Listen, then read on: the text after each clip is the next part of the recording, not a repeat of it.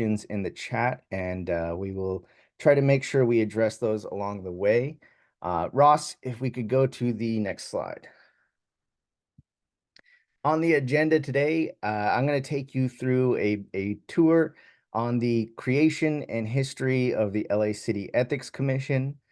Then we will give you some updates on everything that is and isn't happening at LA City Council, including some things that the Ethics Commission is looking at, some important bills making their way through the state legislature, and then we will also go into a little bit about our campaign regarding Paul Krikorian and trying to make sure his constituents know what he's up to and why they should give him a hard time. So if we can, hop on over to the next slide.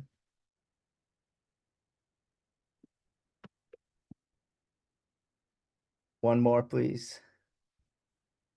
So going to cover a few things here, give you some context on where the Ethics Commission came from. And we can't really do that without getting into who Mayor Tom Bradley is, talking about the scandal that really inspired the demand for reform. We will also go into the commission that he helped create that looked at putting together comprehensive ethics reforms. We will look at what was actually placed on the ballot.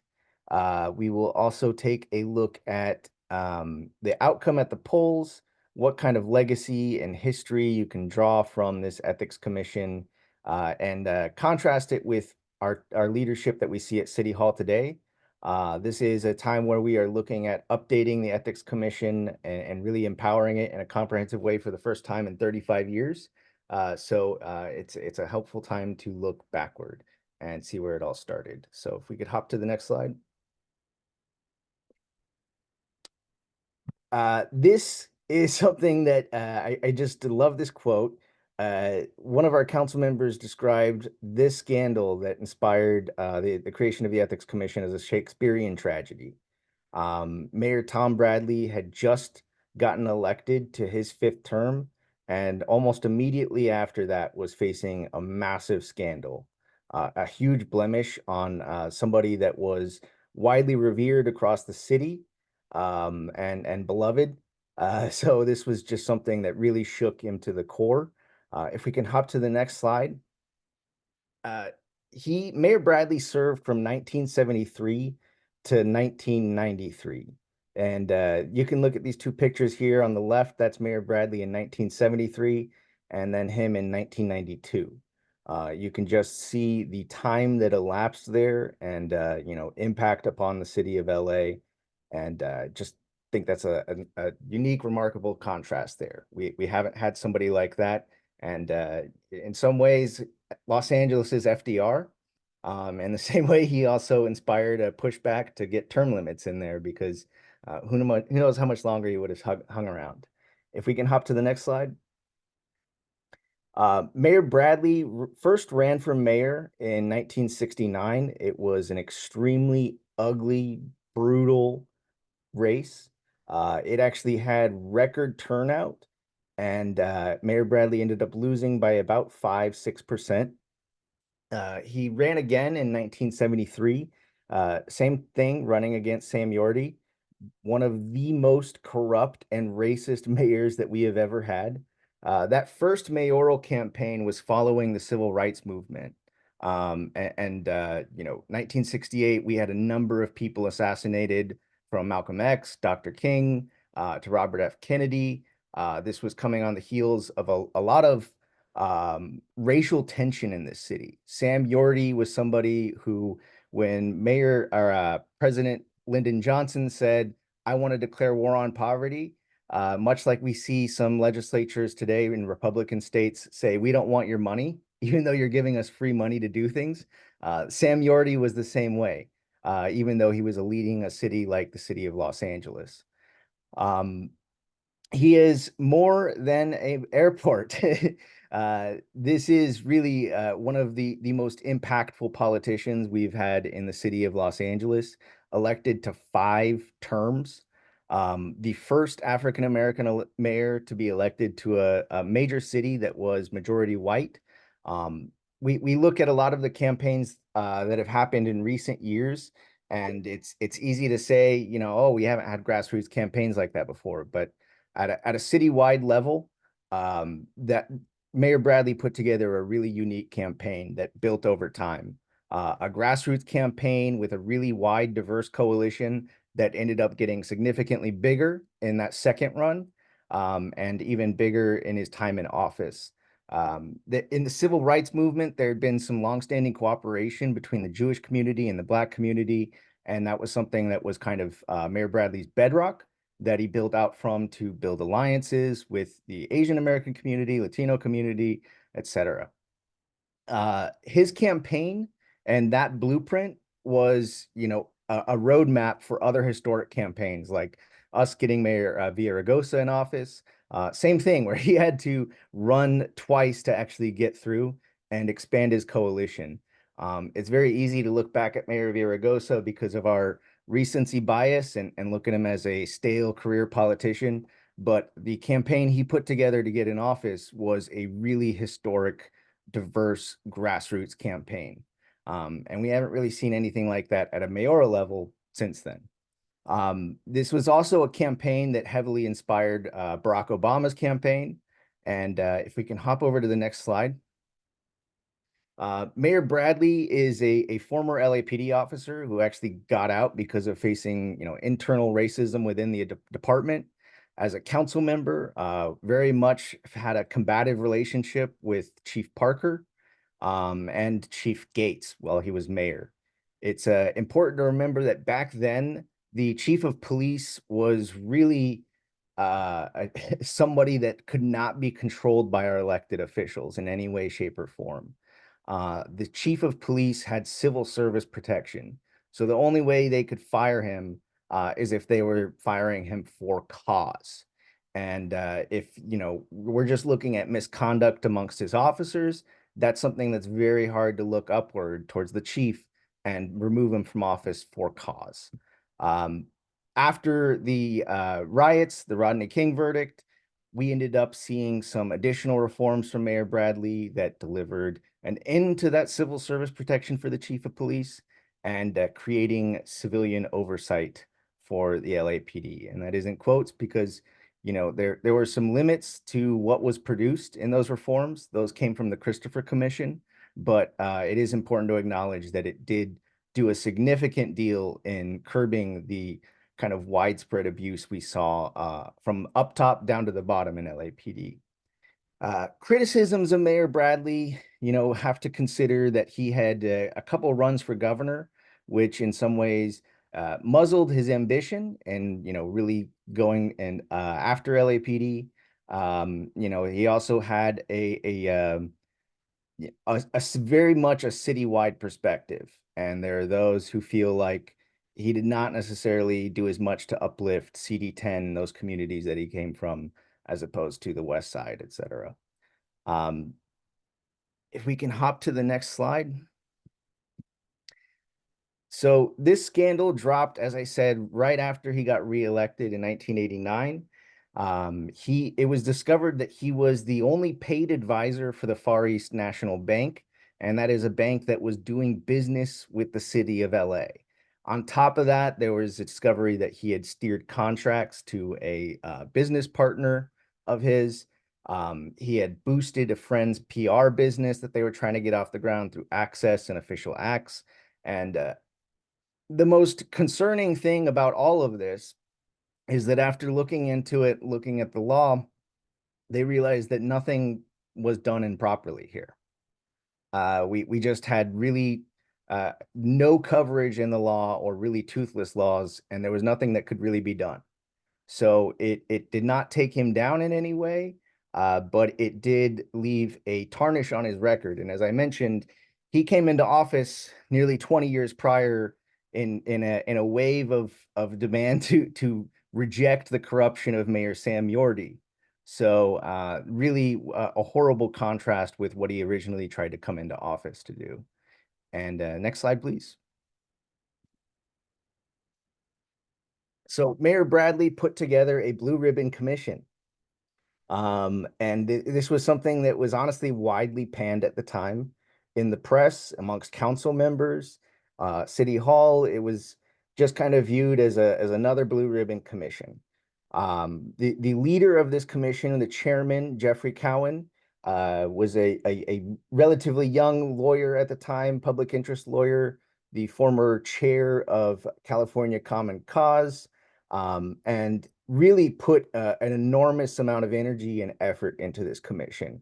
It originally started with a mandate to deal with the problems that really inspired its creation, and took a step back and tried to really reassess our city as a whole and see everything that we could do to try to restore faith in City Hall and improve our governance. So next slide, please. As I said, the city council was not impressed. And you can see a quote there from Council President John Ferraro where he says, Bradley is very well known for anytime there's a problem, he appoints a committee. Much later, that committee acts with recommendations, and that's the extent of it. So city council did not engage. As I said, Mayor Bradley appointed all of those commissioners. This was something that he was doing on his own, and city council said, hey, we've already been investigating this thing, and we have our ethics reform committee. So we're going to keep on doing what we're doing, and good luck with your Blue Ribbon Commission. And if we can hop over to the next slide. The commission, this was created earlier that year, and it's really rather stunning to see. They put together a massive report after doing extensive community input that same year. So in November 1989, they put together this report, Ethics and Excellence in Government, often referred to as the Cowan Commission Report. And as I said, did extensive community engagement throughout the city, wide-ranging participations from organizations at a local, national, and international level, experts. There were just a ton of eyes on this and a ton of press by the time it actually got rolling. They really sought to deliver a gold standard, and because of the moment, the time, the lack of real precedent to draw from, there were a lot of eyes on this, and it ended up getting a lot of attention. Something to just note, this was a process that engaged a lot of people that are normally not involved in good governance issues. And that Mayor Bradley, just as he built a very big, strong coalition in his campaigns, had built one behind this measure. And when they delivered it to council, it was with the assurance that, hey, we're coming to you in good faith, but if you don't do it, we're going to get the signatures, we're going to pay the money to get this thing on the ballot ourselves. So there was quite a bit of leverage that they were walking into that conversation with. Jamie. Yeah, just having read the Cohen Commission report too, I think it's also really interesting and worthwhile to note that many of the recommendations put forth by the Cohen Commission were harsher than our current standards now, and I think prescient in many ways. For instance, one of the things that they recommended was to not have office holder accounts. For those who might not know, an office holder account is essentially a legal slush fund that all of our elected officials at the city can have. I think it's about $100,000, and it's to support the activities of the office holder. A lot of times, this gets used for things like employee retreats, donations to charity, office supplies, things of that nature. But it's another way in which donors can contribute to influence, and it's something that's legal, and it's something that the Cohen Commission recommended not having. And if I'm also recalling correctly, I think they also frowned upon legal defense funds as well, which is another thing that we currently have. So just pointing that out, that there's actually a lot of lessons in the Cohen Commission as in ways to look forward by looking backward. Yeah, there are some things that over time, either through state law or changes by the city council, where they have walked back some of the things that are in here, or some things that didn't make it through ultimately.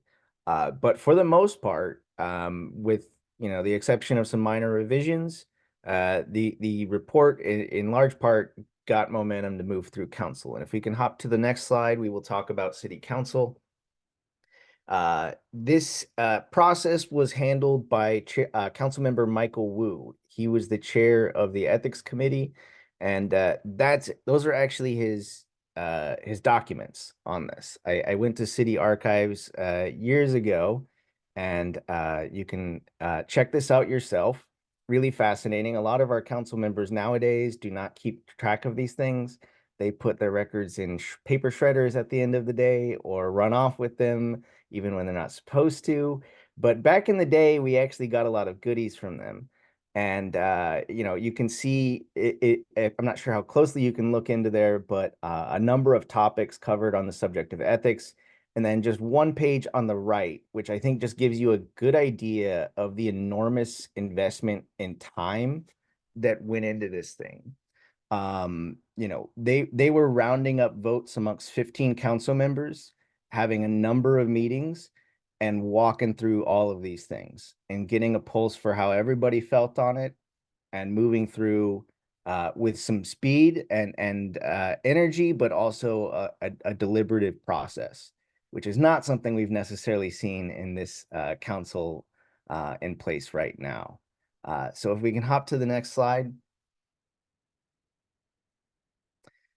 Council President John Ferraro was leading the helm, like Mayor Tom Bradley. He's had a number of decades in power there, but just as the commission was extremely efficient with its time, the city council got this report at the very, very end of 1989. And then within 2.5 months, they got it on the ballot for June. That's just an amazing turnaround, especially compared to how our city council moves, where it can take 2.5 months to get a report back. Last summer in June, the city council requested a report on expanding our public matching funds program. And as of now, that report is still missing in action. So they just moved with an enormous efficiency and had a ton of meetings, a dozen meetings over that span. And in Michael Wu's documents, you could actually see a letter where he'd gotten a public comment from a couple that were just Common Cause supporters, and they said, "Hey, we support these ethics reforms." And his office actually wrote back, CC'd the chair, and said, "Hey, thank you. Please know that there's a meeting. There's a number of hearings coming up in 2 weeks. These are the dates. Please turn out. We need your voice." So it's just a very different environment compared to our current city council, where you could call Paul Krikorian's office at any time of the day and you're just going to get a voicemail machine. For these meetings, we maybe get 2-3 days notice as far as an agenda going out in advance. So just a very, very different environment than we have in our current city council. Next slide. So what made it into the ballot? Uh, there's a lot here, and that's just something that cannot be emphasized enough. This was an extremely, extremely ambitious proposal that dwarfs anything being considered by our city council right now combined.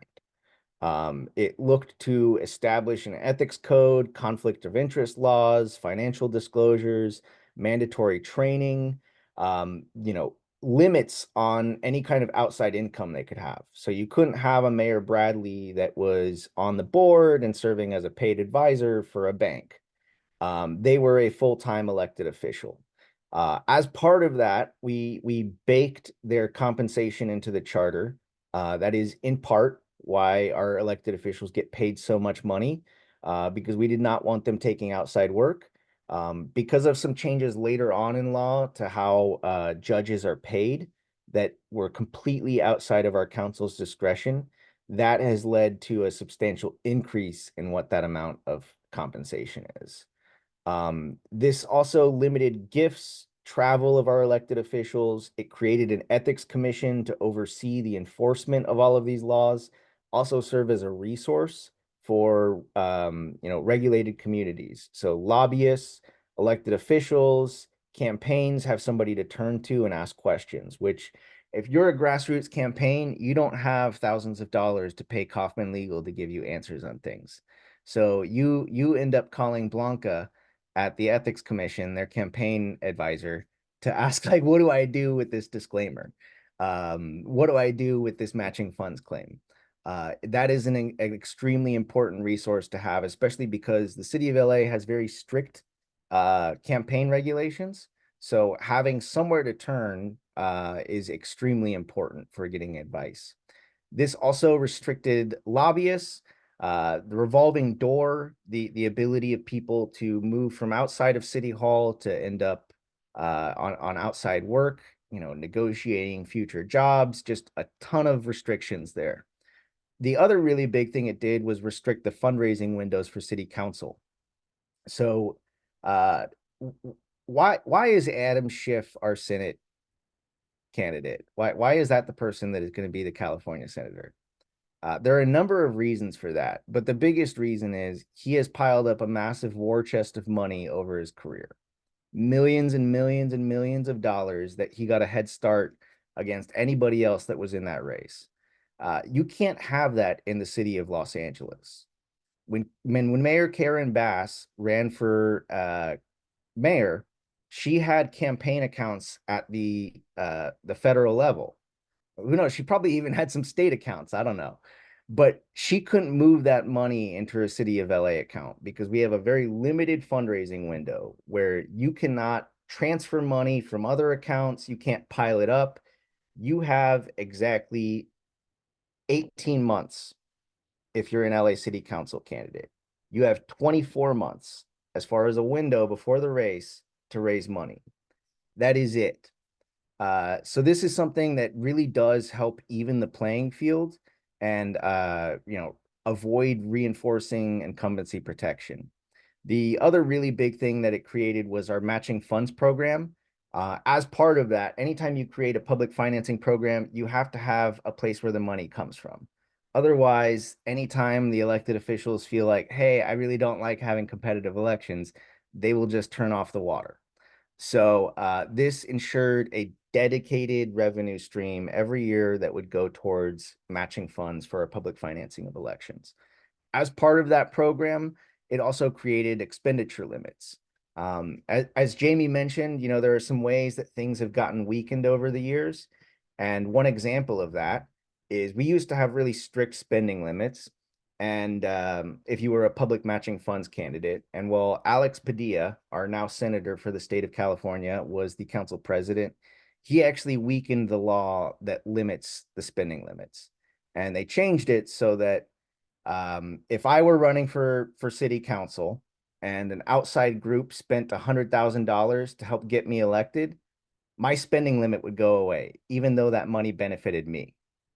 It makes no sense, but that is what our city ended up doing. The other really, really big thing that is truly unique, you can't find anywhere else in the nation that has this. If a campaign sends out a mass communication, something that is displayed to more than 200 people, they have to file it with the Ethics Commission. So that ensures that if you're being unfairly attacked, that you can see that. And vice versa. If you're attacking your opponent, they can see it. If you're a campaign at another level, at a congressional level, you're just finding out from phone calls, volunteers, supporters who call you and say, hey, did you just see this mailer that went out? Did you see this TV ad? And not in the city of LA. You got to show your stuff. That is something that is really unique here that is all a part of these massive reforms that happened 34, 35 years ago. Next slide. Measure H made it onto the ballot June 5th, 1990. It passed with about 13% of a spread. This is the official documentation from the city clerk. If we can hop over to the next slide. This commission, all of these reforms had an enormous legacy and really providing a standard for the state of California to utilize. A lot of their laws are based off of what was created then. It was a model for the nation, but we have seen very little change in the 30 plus years since. You have other ethics commissions that have an enormous funding resources, like the New York City Ethics Commission. You have ethics commissions like San Francisco, where they have the power to put measures on the ballot. San Diego, they have independent outside counsel. They don't have to rely on the city attorney. In Long Beach and in Oakland, they have a number of commissioners that are chosen through open application instead of just being appointed by elected officials. So there is a lot more to do, and we are a bit behind the curve now. Over the time since then, there have been, you could look at the Ethics Commission itself and point to some tension in the 90s where there was a executive director that irked some people in City Hall with their enforcement practices, and they were actually unceremoniously removed. The ethics commissioners themselves can vote to remove the executive director with no cause needed. So there is still an enormous amount of leverage that our elected officials have. There's a historic issue with the Ethics Commission and it being underfunded. And that has led to issues where Councilmember Krikorian was on the Ethics Commission about 20 plus years ago. And back then, they had an audit backlog of about 2.5 years.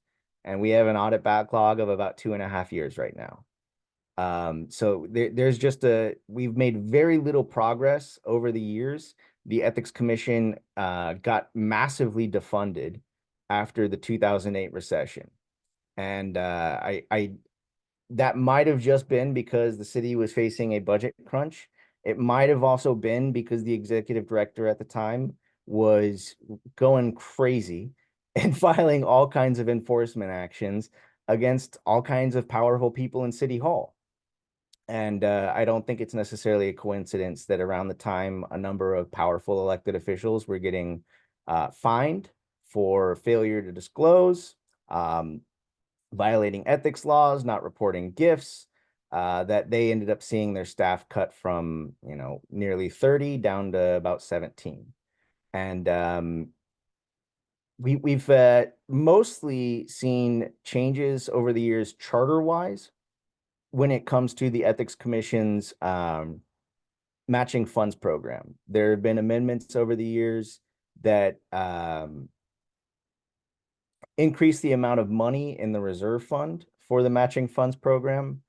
And we've seen some overhauls in other small areas, but really have not done enough to fix up our Ethics Commission. And next slide, please.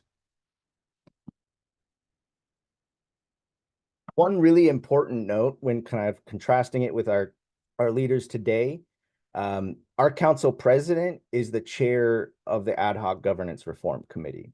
So the single most powerful person in city council runs the committee that controls everything with governance reform. That is in contrast to Council President Ferraro entrusting Michael Wu. And I just think it's there. Anytime the council president is handling something, there is an inherent desire to control. And I think, there was by trusting his colleagues and empowering others, Councilman President Ferraro had a very different approach that I think was much more effective. He was not on that committee that was coming up with these reforms. We've seen this whole process with governance reform really dominated by just one person. Whereas you look at what happened in the creation of this ethics commission, it was two big players on the city council, not just one person dominating the show. Mayor Bradley, as I mentioned, helped drive this home. He told the council, if you're not going to put this on the ballot, then we will. And he put together the commission to back it up. We have seen Mayor Bass heavily disengaged on this issue over the last few years. And I think that's just something worth noting. there's a lot of talk about whether we have a weak mayor or a strong mayor, and it is by the choice of the mayor, whether they want to be weak or strong. They have a really big bully pulpit.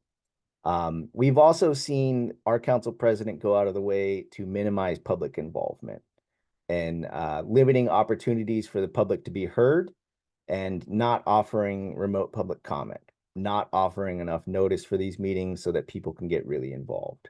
So want to pause there before we hop into kind of some of the legislative updates that we've got. But before doing so, want to just stop and see if anybody has any questions or thoughts on creation of the Ethics Commission.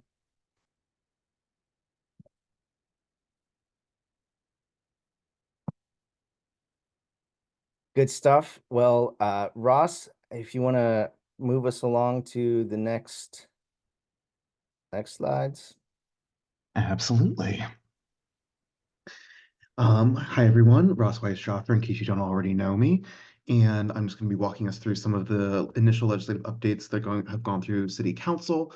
Just last week, the two big items regarding independent redistricting commissions finally passed City Council's respective desks. The City Council IRC is now being moved to the November 2024 ballot, and the LAUSD IRC is now having its language being drafted by the city attorney as we speak.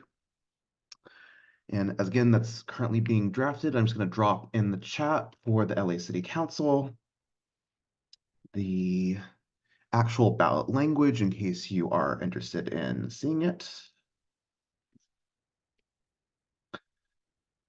But very basically, while this language can still be revisited before it goes to the ballot, that would depend on the city council president being willing to permit changes being raised. And he's made very clear that we are on a strict timeline. And just as Rob mentioned, he who controls the tempo and degree of meetings controls the speed of the conversation as well.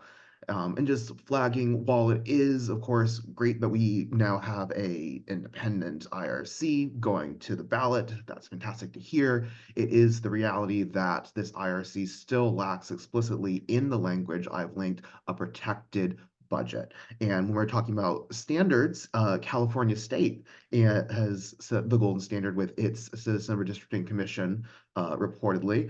And if we look at their language, they do see language that doesn't just say that sufficient funds will be provided to meet the needs of the IRC. They also peg an exact dollar amount that is pegged to inflation to ensure that we don't have to see issues like we have with past redistricting efforts where issues of timing those sufficient funds come into play, where who controls who gets what when is constantly on the minds of a supposedly independent redistricting effort. It's also the reality that the language still doesn't guarantee access to outside counsel, which is important for making sure that the commission can access, of course, more neutral sources of legal advice. And it's the reality that the revolving door between city employment or serving another commission is still set to just 2 years after employment. So someone from, say, the city planning department could easily 2 years after they leave start weighing in on the IRC, and as it relate, which of course has direct influence over things like land issues and who has power over what areas of the city effectively.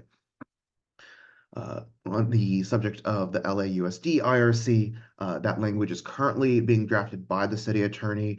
Something that we'd like to flag, however, is despite what 3 different LAUSD board members have said, youth representation was not included in this proposal as is. LAUSD parents are explicitly prioritized as members of this IRC in the draft so far, but former LAUSD students should be as well to help to increase the diversity and expertise of that commissioner pool. Let's see.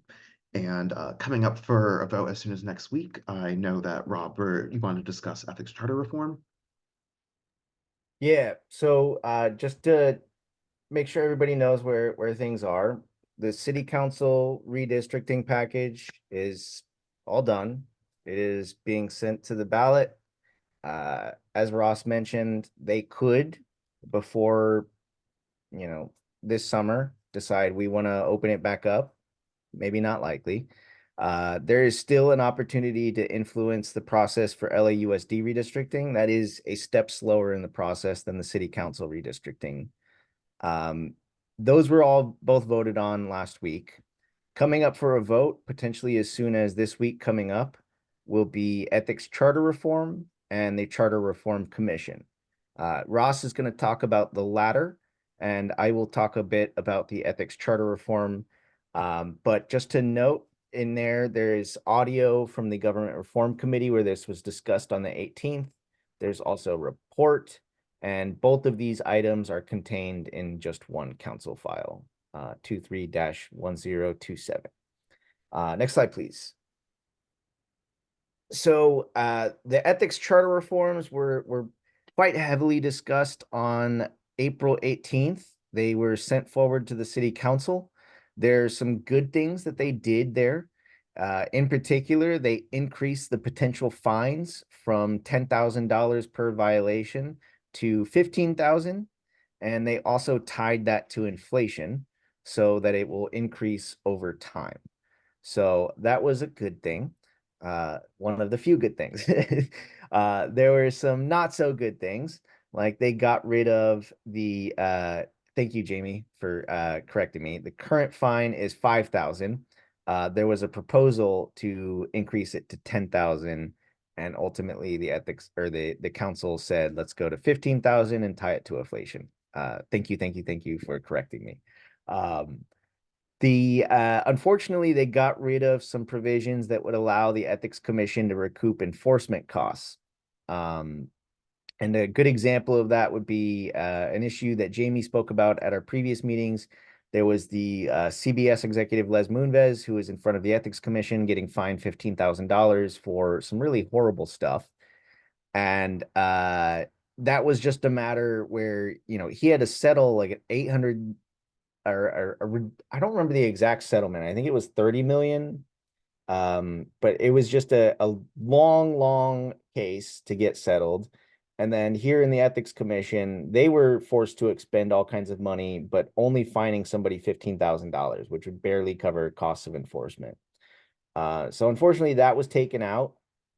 There were some other small tweaks, but the really important things to emphasize here, there were some unfortunate changes that they made for the protected budget for the Ethics Commission. I mentioned how it has been underfunded, and the city council gave themselves an out to potentially lower the Ethics Commission budget if there were exigent circumstances, which we're in some exigent circumstances right now with our deficit crisis.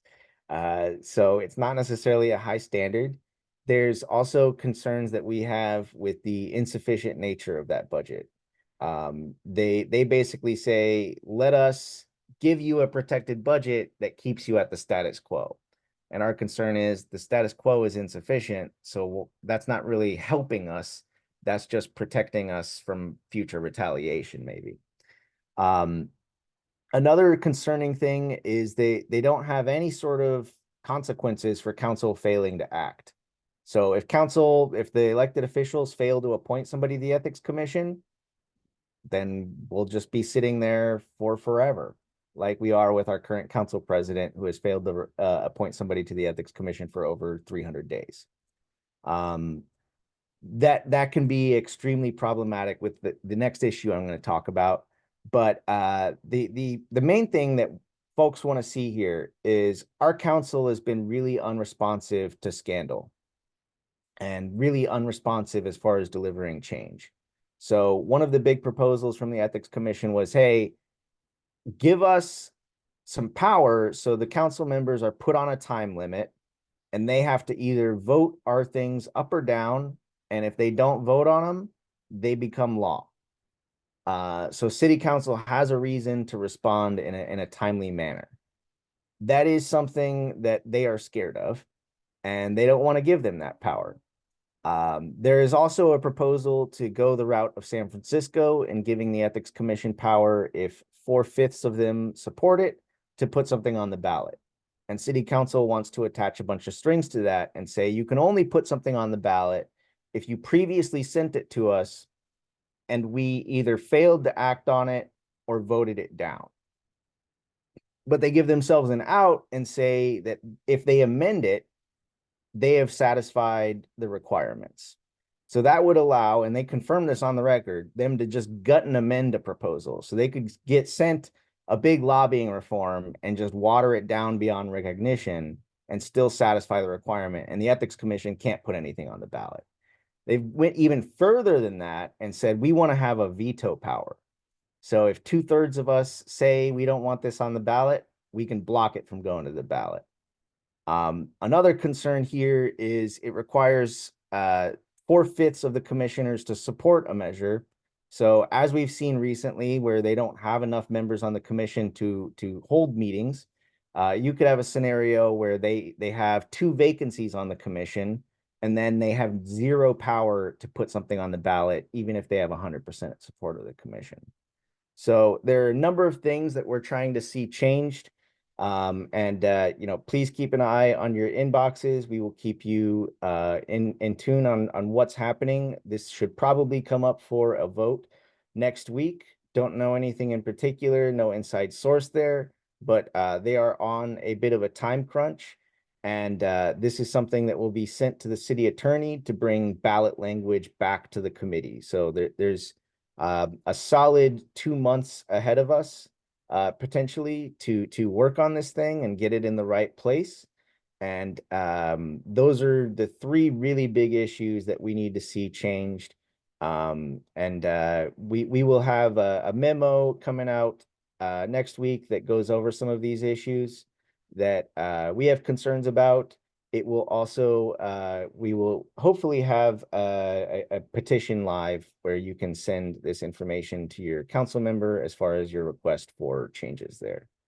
Before hopping over to Ross, just wanted to pause and see if there were any questions on ethics charter reform.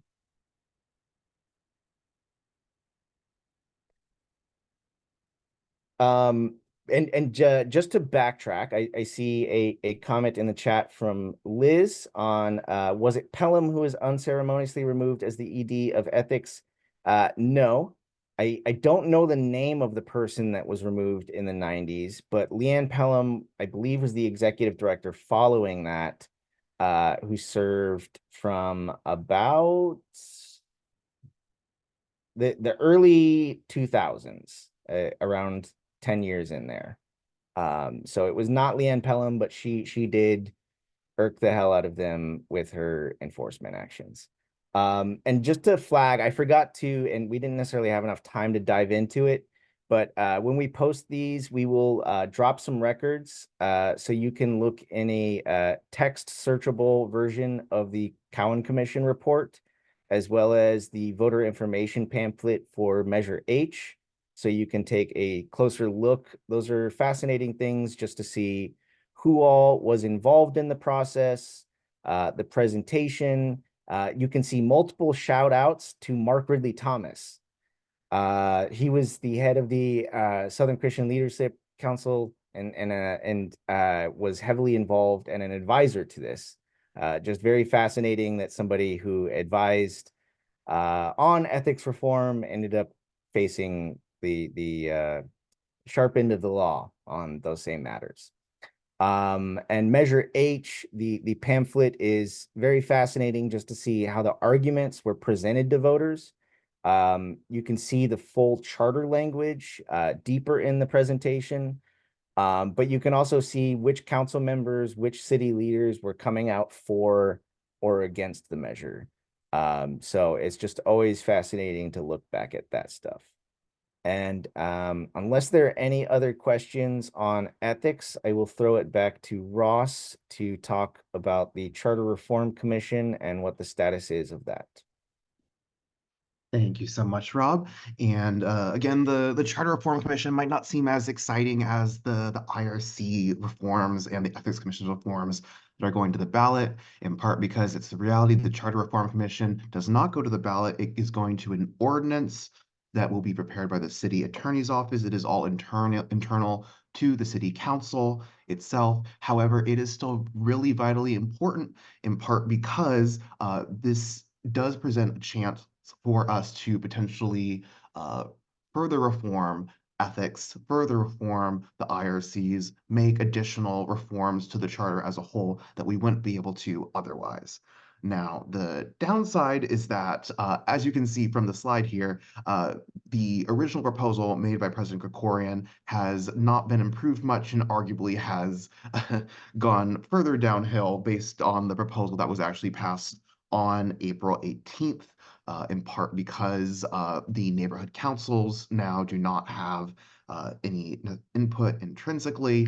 And it remains a fact that the majority of the commission is selected by, is appointed by other members of city government. And that is, of course, disappointing, but it is the current reality that we are working with.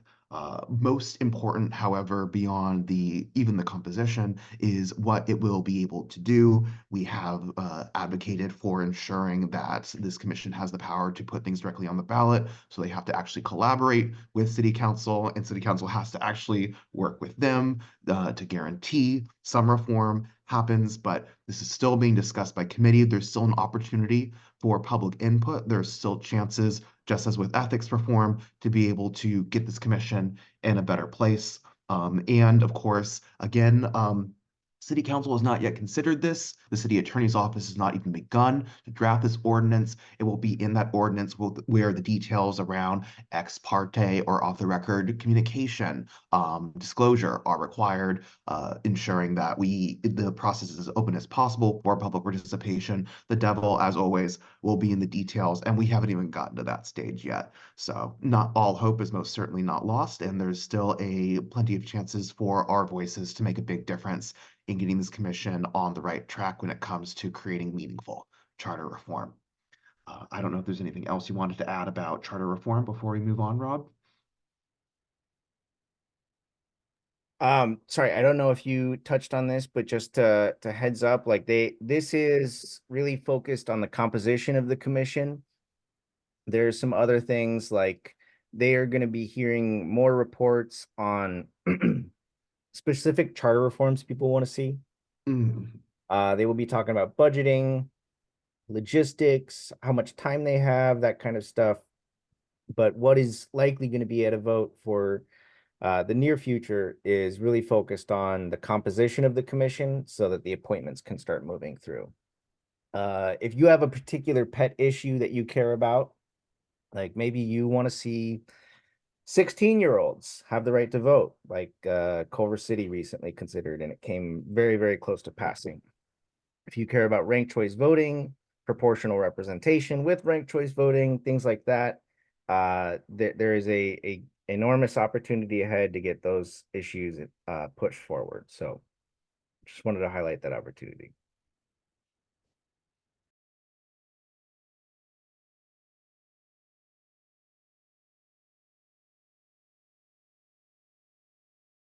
Nothing really crucial here.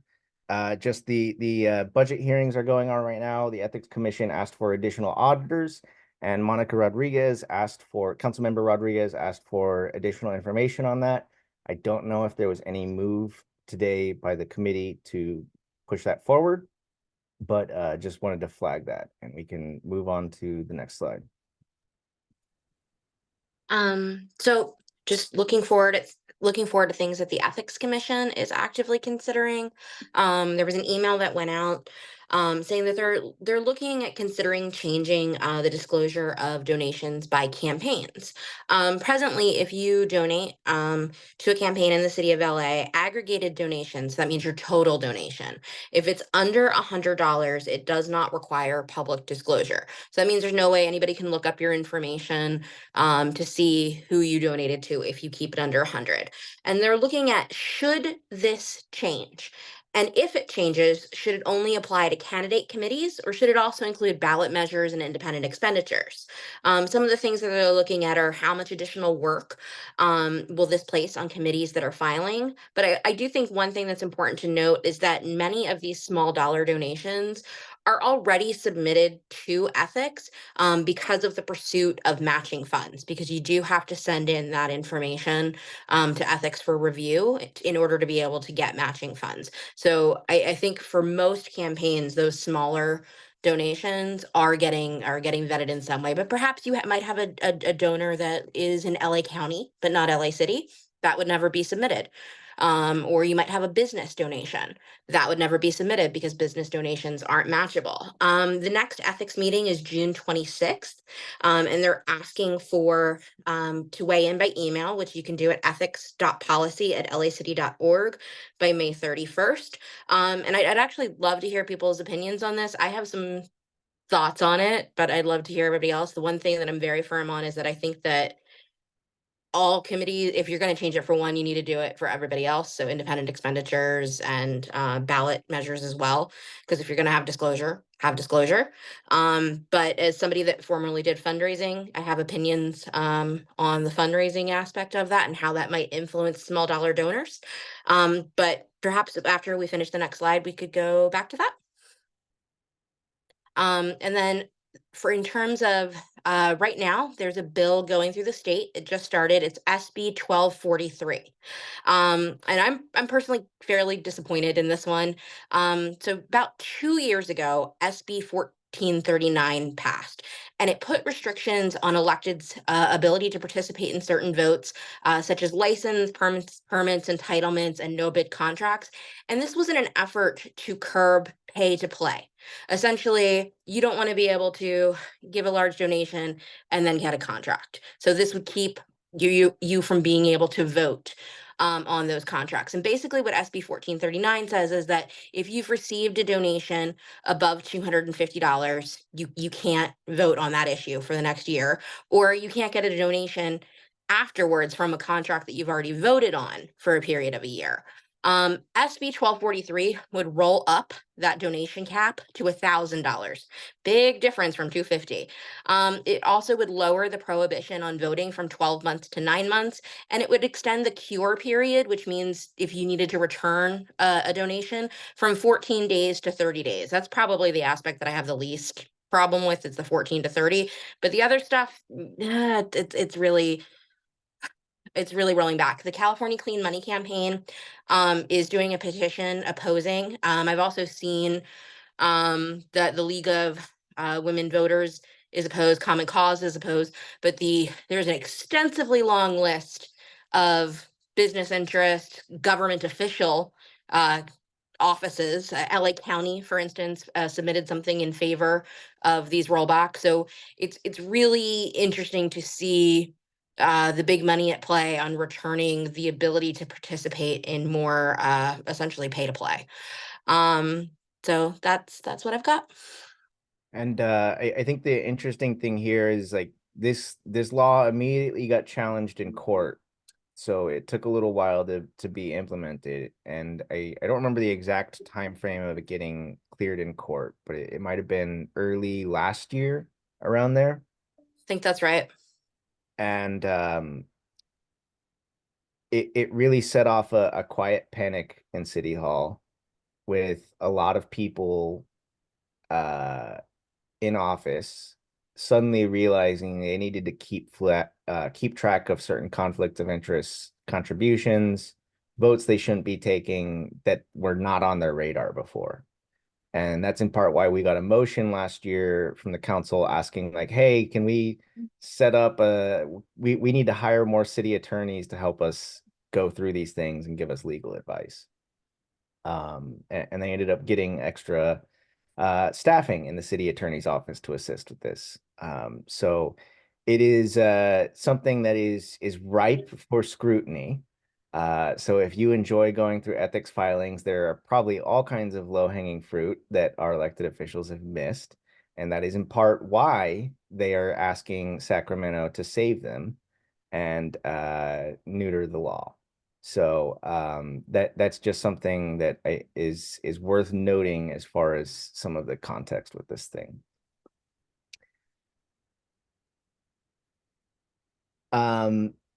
We are coming up at 8 p.m. So we have some last things to round us out very briefly, but wanted to just pause here and see if anybody had any questions on the legislative updates, anything that we went over.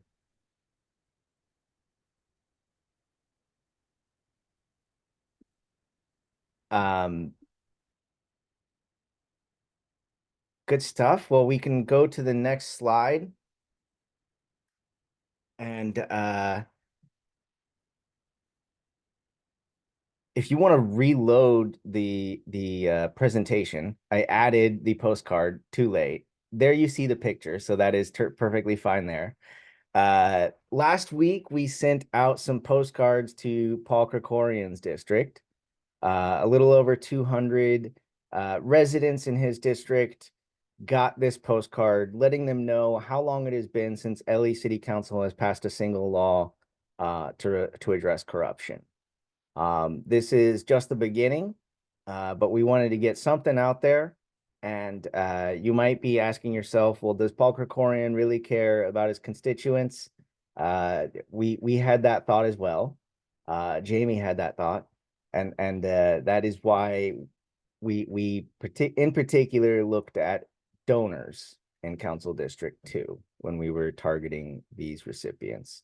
So just wanted to flag this. You know, there's a lot ahead of us, and we really want to focus on ethics charter reform and getting as much done as we can.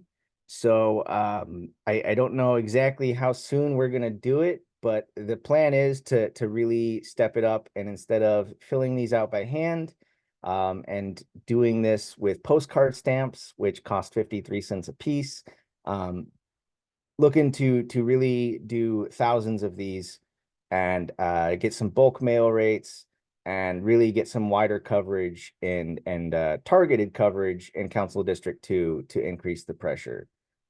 Because there is one thing that we have learned through the process of advocacy at City Hall, and that is they don't give you things just because you ask nicely or you have good ideas or well thought out policy, or that you have a lot of people turn out to City Hall.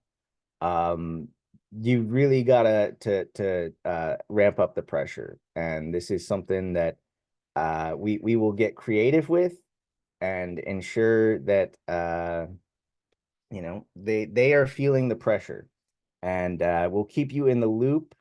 But this is something, if we're gonna do it and get some bulk rates and really send out thousands of these, and you know, that's gonna take some money. So we're gonna have to do a little bit of fundraising to make sure that we can do this up well.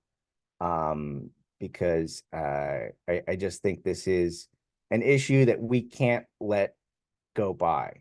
The last thing LA City Council did to address corruption was in 2019. And I'm losing my mind at just how little action we've had here. And I don't know if the news has come out. Do you know, Jamie? Was there any? Current has. Huh? It has about Curran. He posted it on the Twitter. So 1 minute ago, the LA Times just broke the news that Curran Price, who is currently facing felony indictment, 10 counts, Councilmember Kevin De Leon, who was caught on the Fed tapes and told that he needed to resign from everybody from our council president to the president of the United States. They have just gotten their committees back. And Curran Price, who I mentioned is facing 10 felonies, is going to be on the Public Safety Committee, because that's the kind of person you want to have overseeing law enforcement while they're facing prosecution. Just gives you an idea of the culture of corruption in City Hall and how reluctant they are to change. There was a question in the chat. What changes are you looking to see passed that are not already illegal? Um, there's a laundry list of changes we would love to see. I think some of the really big things, there are things that they could ban. There's all kinds of lobbying restrictions that city council considered last year that they have not touched in well over a year. So those are some things that would be really helpful for them to look at. There are a number of motions that were introduced after the Fed tapes to bring consequences for a censured member.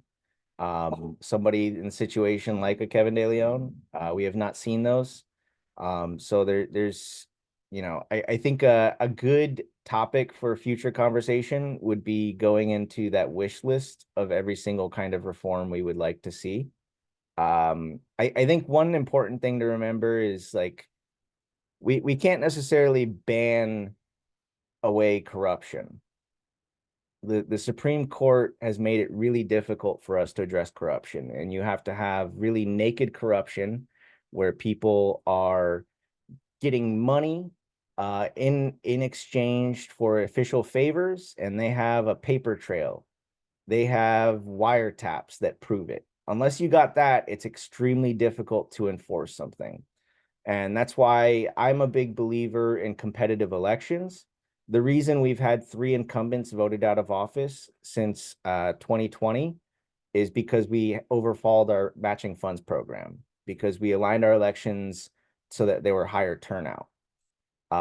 So our best way to vote out bad people in office is the exact way we voted Gil Cedillo out of office before the Fed tapes dropped. It was through a competitive election. How are we going to get rid of Kevin De Leon?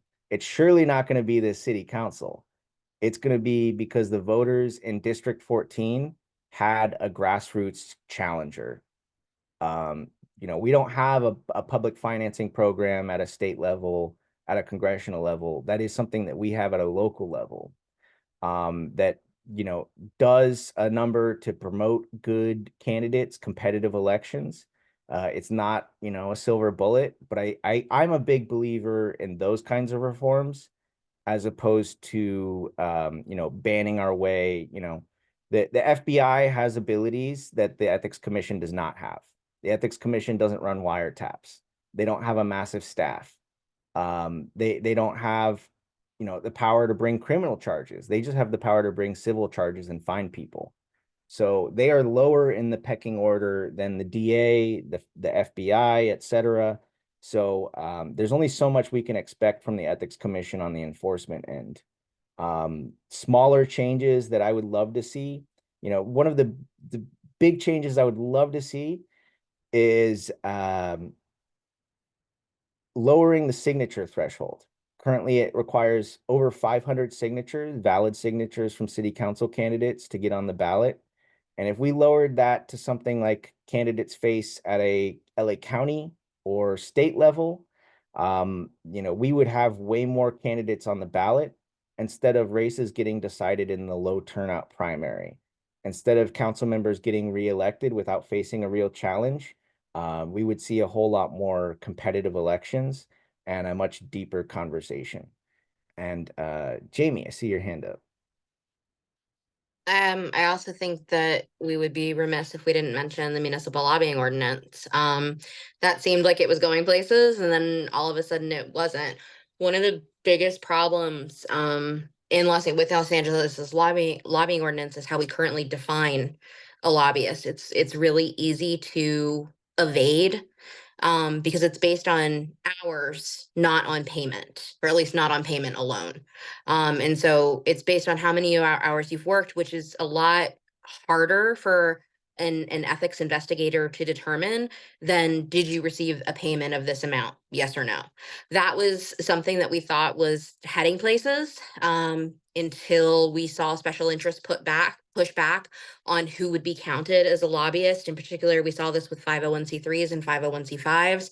And it's also probably the topic that got me sniped. So it's and we also we now have a compelling history as well of seeing things heard in the government reform committee, brought forward to council, and then mysteriously sent back with no explanation, where they seem to go to die. because that just happened too with the Form 51, which is the disclosures for conflict of interest. So there's work that's being done, but there's also Not a lot to interference with show. that work. Yeah. So we are well past our time, but welcome anybody to hang around if you have questions, and if you just have open questions on City Hall or anything in general, reform, or not related to any of that, you just want some help, some thoughts. This is your time to say hi.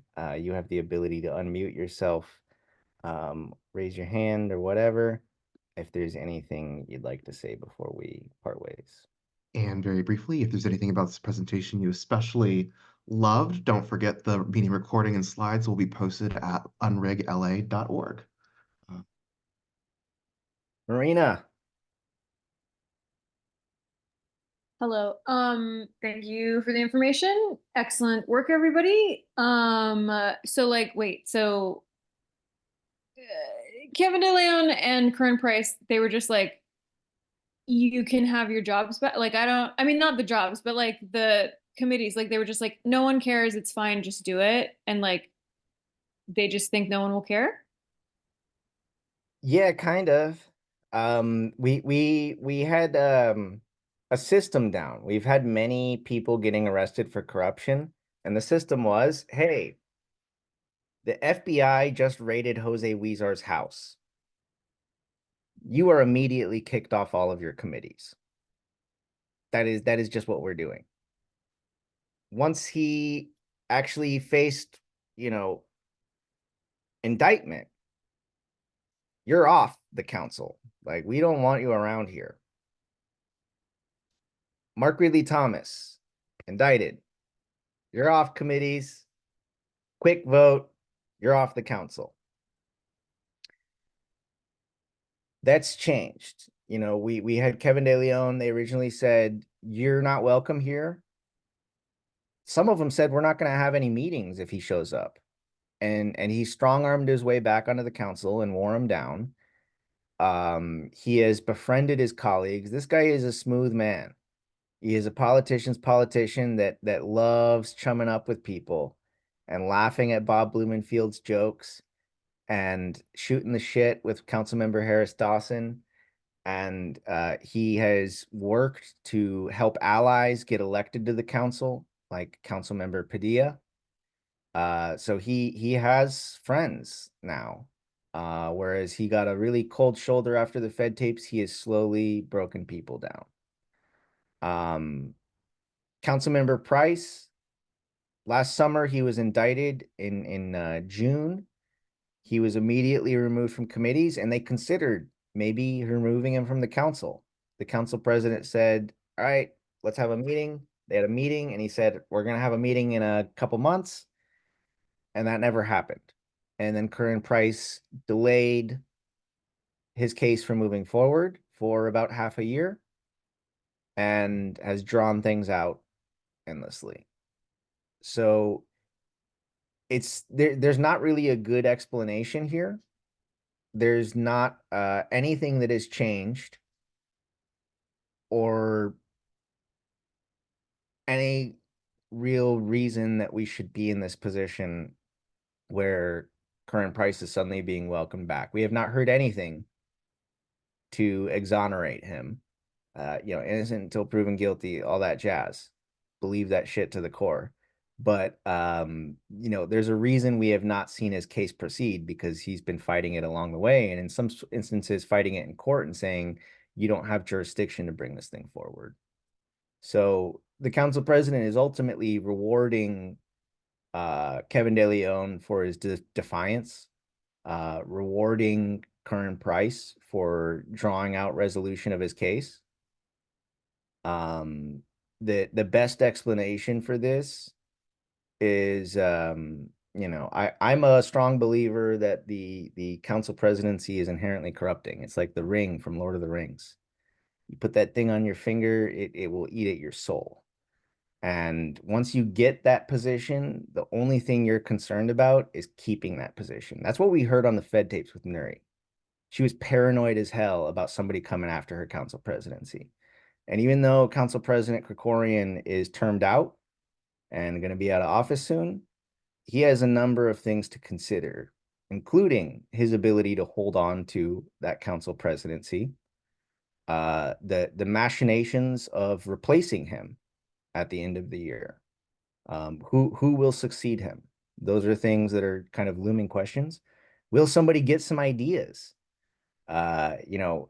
Will somebody try to, like, at any moment, anybody could try to put together 8 votes to remove him as council president.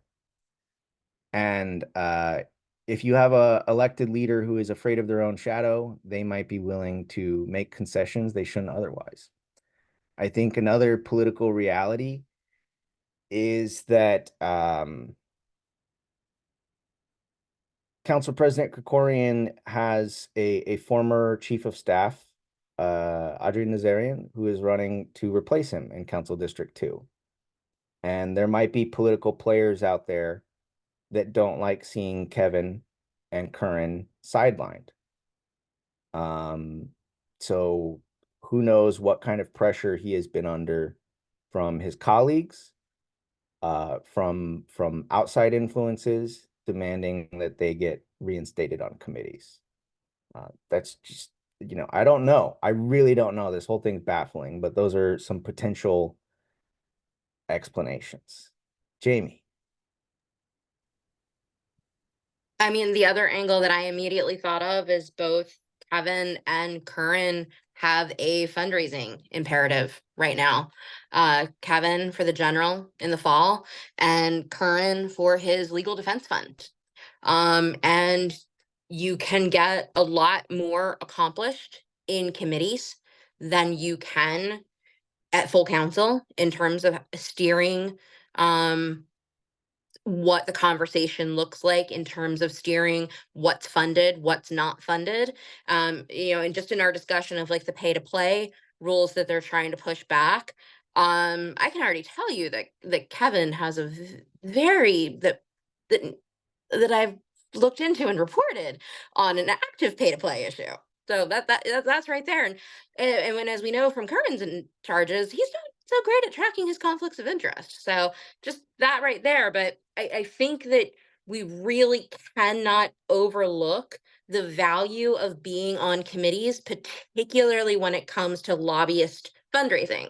As someone who used to do that kind of fundraising, what I can tell you is that when you're running for something or when you have that kind of fund, the first calls that you are going to make are to the lobbyists. And you're going to say, can you raise me 10K? Can you raise me 20K? Can you raise me 25K if you're feeling really ambitious? And they have to be thinking about that in the context of the committees. They have to be thinking about that in the context of who their clients are that might be interested in having an ear on that committee work. And that was the first thing I thought of when I found out, because they both need to raise money and they both need to raise a lot of it in a short period of time with a relatively low maximum. And let's not forget the IEs. So many of those business interests that would be looped into these committees, even if they can't do it on a pay to play, this is less so for Curran, because I do not believe you can do an independent expenditure for a legal defense fund. But for Kevin, the IEs matter. I don't know if he's going to get them or not, but they matter. Yeah, and there's also people have already put in their payment, so to speak. Like, there was a lot of money invested by outside interests in getting Curran Price elected and reelected. Some of whom tried to get his, deputy chief of staff elected in Council District 6. So they don't like seeing their guy, their former champion, sidelined, and all of their work going for nothing. There were some questions in the chat that I just want to acknowledge. There was a question from Ellen about what is going on with council expansion. That's a good question. The last time City Council discussed council expansion was in November. The Governance Reform Committee was supposed to maybe be advancing something forward. Council President Krikorian was viewing 23 as his sweet spot. And unfortunately, there was not an appetite to move something forward. Looking at the committee, as I said, Council President Krikorian was in the lower end of things at 23, but wanted to see something move forward. Councilmember Rahman viewed 25 as kind of a minimum and doubling the council as ideal. Councilmember Hutt wanted to at least go to 25. Those were our three solid votes. There were some people who said they were open to expansion, but really didn't know number, didn't feel comfortable or ready to move forward with anything. That would include Councilmember Hernandez and to a lesser extent, Councilmember Blumenfield, who just always seemed a little bit soft, but in the low 20 range as far as his personal preferences, but really wanted to do as little as possible. Councilmember Harris Dawson was relatively quiet about his specific preferences, but definitely seemed to soften from his previous openness to expansion. And Councilmember Park, really, never a huge fan of it, always opposed it, even as a candidate. So it was disappointing because they, if the council president said, I want to just put it up for a vote, I think we could have gotten 4 or 5 votes there. Like, I don't think Councilmember Blumenfield would have voted against it. I don't think Councilmember Hernandez would have. But Councilmember Krikorian found that pause to be enough to just wave the white flag. And they decided at that point in November that they needed more time, that they needed more thought and analysis. And even though they were staring at 7 months of runway to potentially consider all of the questions Councilmember Hernandez, Councilmember Park, Harris Dawson all have about balance of power, unintended consequences, they just decided we're not going to keep on talking about it. Even though Council President Krikorian said, in response to Councilmember Rahman saying, I don't want this thing to die. I want us to keep on talking about this. I'm not ready to just leave this here. She wanted to keep on talking about it. And he promised we will keep that conversation alive, but we literally have not heard an ounce of discussion about council expansion since then. That is not to say that the conversation is dead. It is anticipated that council expansion will be one of the primary things that the Charter Reform Commission discusses, but that of course delays potential implementation and is an unfortunate, kind of change in things, because polling that we have done as part of the Fair Rep LA coalition, polling that the academics did on council expansion has all found it to be widely popular with LA voters. So it's absolutely disappointing to see so many people that previously expressed support for it or openness for it, wilter and see that we didn't even get this thing up for a full vote on the council. And that's just something that's really disappointing. There are a lot of council presidents of the past that would have said, all right, let's put it up for a vote and see what we got. And that's really unfortunate. The one upside, all of the conversation over the months leading into last November was really looking at single member districts, potentially having some sort of regional at-large-ish representation. Because they are taking a step back and allowing the commission to look at this, the council president, who won't be around 6 months from now, so take it with a grain of salt, but he has expressed a desire to have a full range of options looked at, which would include things like a combination of ranked choice voting and multi-member districts like they use in Portland now. So there are exciting different ideas on representation that are being considered that weren't being considered before, but it's sadly something that kind of died out quietly, which is a theme with reform. As Jamie mentioned earlier, we had the MLO kind of die out quietly. Maybe it'll come back from the dead later this year, but that's kind of just the sad state of affairs and why we need to change that relationship in reform so city council actually takes reform seriously and acts on it. And if they don't act on it, somebody else has the power to step things up. There's a question in there about an active scorecard or some type of flow chart showing connections between council and other government positions and corruption. Unrig LA, we did candidate ratings of sorts for this cycle that had just passed, not necessarily anything on like specific corruption and scoring across the board. The some sort of wider perspectives on corruption. Liz Chu, who's here from LA Public Press, I know that when she was with LA Daily News, did a very good wrap up on all of the corruption scandals across the city of LA. The LA Times did one recently during the Ray Chan trial that just resolved, and did one about a year or two before that looked at a number of corruption scandals.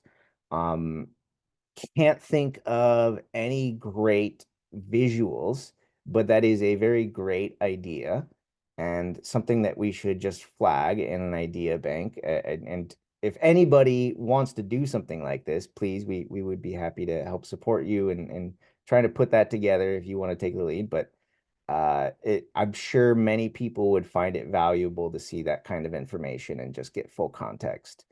So maybe just as far as idea bank, a visual of corruption would be a nice little thing to present to folks. Just trying to browse through the chat. There's a number of questions in here, and we were at 8:24. So I'm amazed that the nerdy conversation on the history of the ethics forum has not scared people away, and y'all are hanging around. But just want to make sure knock off some of these questions. LA City Health Commissioner, yes, mentioning some recent coverage on Susie Shannon, who got fined by the Ethics Commission for failure to register as a lobbyist. If you look at the enforcement ethics actions from the Ethics Commission over the last 3-4 years, it has been like 80% failure to register as a lobbyist. This is a very, very big problem. Kevin, potentially unregistered lobbyist. If the LA Times ever does that follow up on that story, maybe we'll find out. I don't know.